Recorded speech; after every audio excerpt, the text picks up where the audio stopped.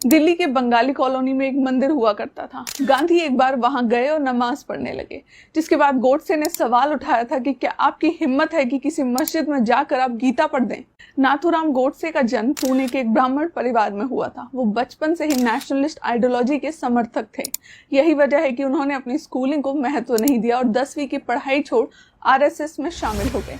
इसके बाद इन्होंने खुद का एक स्वतंत्र अखबार भी छापा, जिसका नाम रखा हिंदू राष्ट्र। बाद में गोडसे ने हिंदू राष्ट्र दल नाम से एक संस्था बनाई थी, जो आजादी के लिए लड़ना चाहती थी। शुरुआती दिनों में गोडसे गांधी के फैन थे। सिविल डिसोबीडियंस मूवमेंट के दौरान गोडसे ने बढ़ चढ़कर गांधी का समर्थन किया था, मगर वक्त बीता और उनके सोचने का नजरिया भी बदला। गोडसे अब मान चुके थे कि गांधी जिस अहिंसा का पाठ हम सभी को पढ़ा रहे हैं, वो असल में हमें कायर और कमजोर बना रहा है।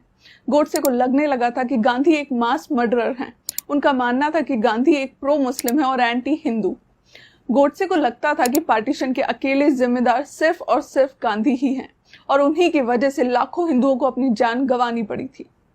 अब सवाल आपके मन में भी यही होगा कि आखिर गोडसे ऐसा सोचता क्यों था? क्यों वो गांधी को ही हर चीज का जिम्मेदार मानता था? तो चलिए जानते हैं वो कारण। 1919 में जब जलियांवाला बाग कांड हुआ, तब हर भारतीय बहुत ही ज्यादा गुस्से में था। हर कोई अंग्रेजी सरकार के खिलाफ हो गया था। सभी इस जेनोसाइड के मुख्य कारण जनरल डायर को फांसी पर चढ़ाना चाहते थे, मगर गांधी ने जनरल डायर का पक्ष लिया और फांसी के आग्रह को ठुकरा दिया था। 1921 जब केरला में रहने वाले मोपला मुसलमानों ने 1500 हिंदुओं को मारा और 2000 हिंदुओं का धर्म परिवर्तन करवाया, तब गांधी ने इसका विरोध तक नहीं किया।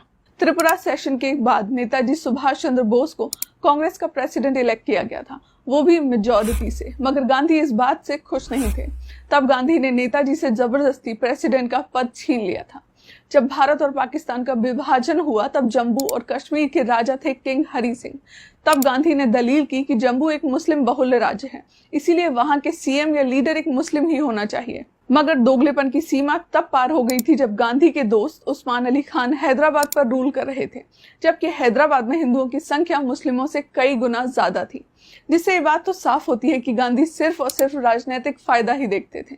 साथ ही बहुत कम लोग ये बात जानते हैं कि पार्टीशन के वक्त हैदराबाद खुद को भारत का हिस्सा नहीं मानता था, मगर गांधी के मरने के बाद सरदार वल्लभ भाई पटेल जी ने आर्मी फोर्सेस का इस्तेमाल करके हैदराबाद को भारत का हिस्सा बनाया था। दिल्ली के बंगाली कॉलोनी में एक मंदिर हुआ करता था। गांधी एक बार वहां गए और नमाज पढ़ने लगे, जिसके बाद गोडसे ने सवाल उठाया था कि क्या आपकी हिम्मत है कि किसी मस्जिद में जाकर आप गीता पढ़ दें। इसके बाद जब भारत आजाद हुआ तो कांग्रेस कमेटी की एक मीटिंग हुई, जिसमें भारत का पहला प्रधानमंत्री चुना जाना था। कांग्रेस के 15 में से 12 मेंबर्स ने सरदार वल्लभ भाई पटेल को चुना था पहला प्रधानमंत्री बनने के लिए, जिसके बाद गांधी ने सरदार वल्लभ भाई पटेल को दिया धोखा और वोटिंग को किनारे करके जवाहरलाल नेहरू को पहला प्रधानमंत्री घोषित कर दिया। 14 जून 1947 में भारत का पार्टीशन रेजोल्यूशन रिजेक्ट लगभग हो ही चुका था, मगर तब गांधी ने भारत के टुकड़े करने का समर्थन किया था। पार्टीशन के बाद according to the deal Bharat ने पाकिस्तान को 55 करोड़ रुपए देने थे, मगर तब सरदार वल्लभ भाई पटेल ने इस पैसों को देने से इनकार कर दिया था। सरदार जी का कहना था कि जब तक कश्मीर मुद्दा हल नहीं हो जाता, तब तक भारत पाकिस्तान को पैसे नहीं देगा। इसके बाद गांधी हमेशा की तरह जिद पर अड़ गए। वो अनशन पर बैठ गए। उन्होंने कहा कि जब तक पाकिस्तान में बैठे मेरे बच्चों, मेरे भाइयों को पैसे ट्रांसफर नहीं किए जाते, तब तक मैं पानी तक नहीं पीऊंगा। गांधी की इस जिद के आगे भारत कश्मीर मुद्दे पर कमजोर पड़ गया था, क्योंकि यहाँ कहानी घर का भेदी लंका ढाई वाली थी और विभीषण थे गांधी। यही वजह थी कि गोडसे ने उनका चैप्टर ही क्लोज कर दिया। ये सारी बातें गोडसे के भाई ने अपनी किताब में लिखी थी। इन किताबों को बाद में कांग्रेस ने बैन कर दिया।